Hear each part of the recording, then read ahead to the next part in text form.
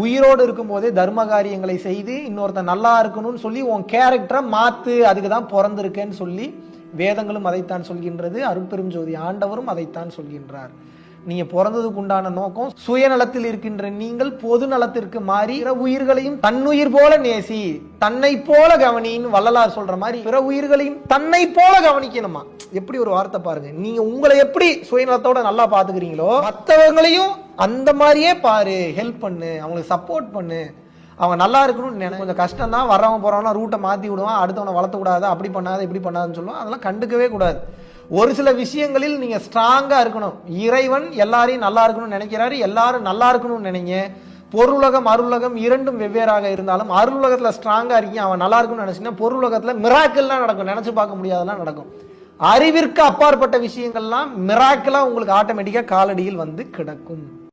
உயிரோடு இருக்கும் போதே தர்ம காரியங்களை செய்து இன்னொருத்தன் நல்லா இருக்கணும்னு சொல்லி உன் கேரக்டரை மாத்து, அதுக்கு தான் பிறந்திருக்கேன்னு சொல்லி வேதங்களும் அதைத்தான் சொல்கின்றது. அருட்பெரும் ஜோதி ஆண்டவரும் அதைத்தான் சொல்கின்றார். நீங்க பிறந்ததுக்கு உண்டான நோக்கம் சுயநலத்தில் இருக்கின்ற நீங்கள் பொது நலத்திற்கு மாறி உயிர்களையும் தன்னுயிர் போல நேசி.